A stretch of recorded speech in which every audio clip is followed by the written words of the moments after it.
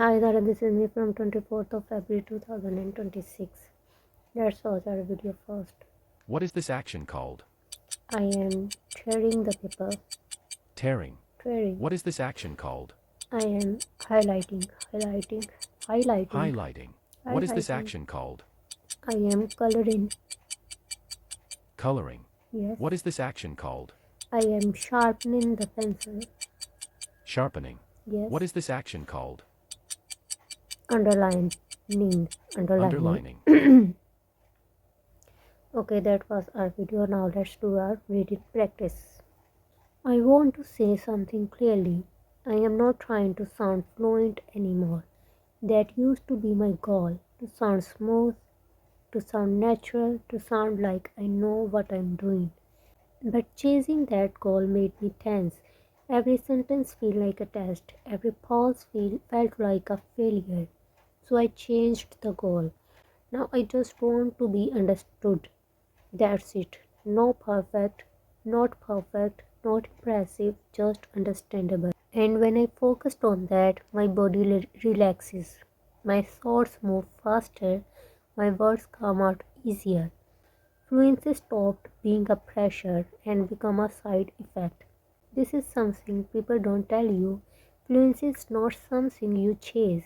It's something that shows up when you stop trying to perform, when you stop proving, when you stop comparing and just talk.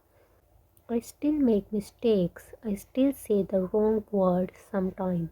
But now I don't freeze.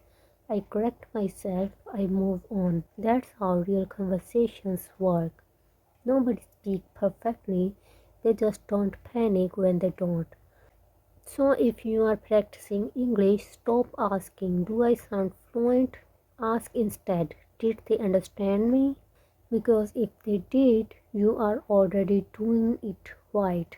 Still speaking, still learning.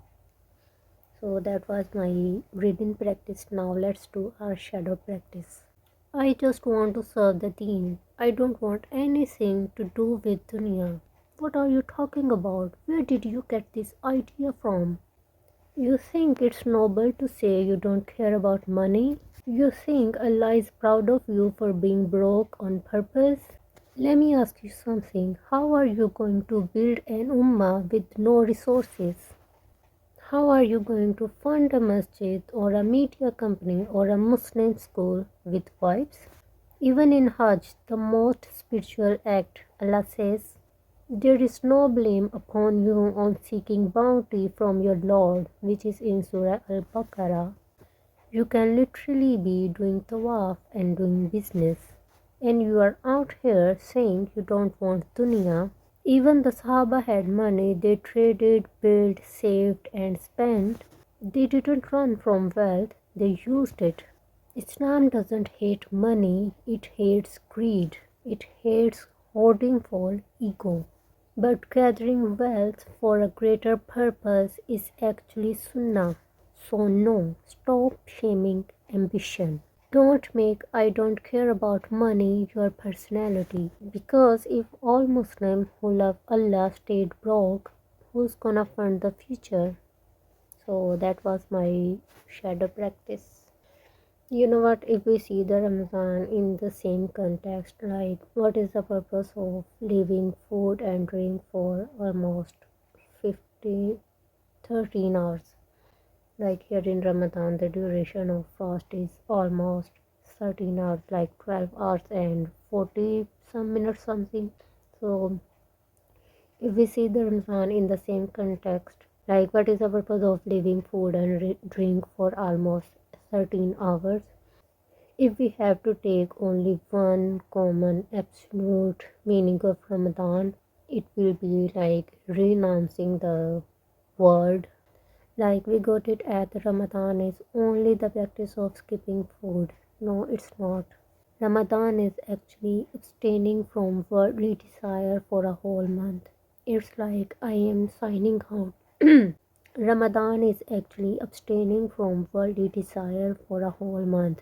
It's like I am signing out from this world voluntarily. No, it's not like Rahbaniyat where you left everything behind and settled in woods. What's the point of doing that? Because this one is easy because there is nothing around you to crave for. Being being in the world but not of it, that's the spirit of Ramadan. Fasting for almost 13 hours and being full after 10 minutes is a prime example of how temporary the pleasure of this world is and how small the life is.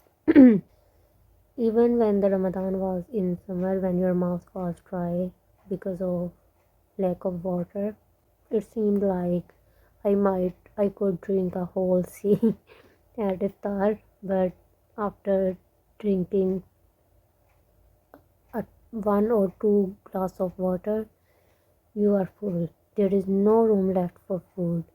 This whole thing, like skipping food for 13 to almost 13 or 15 hours, it might sound difficult on paper, but when you do something for Allah, it's like Allah give you sabr. Like on iftar, you drink only a 2 or 3 sips of water or a glass of water, and all your thirst, all your hunger gone. I guess not everything that we think is necessary to us is actually needed. You know what I'm saying?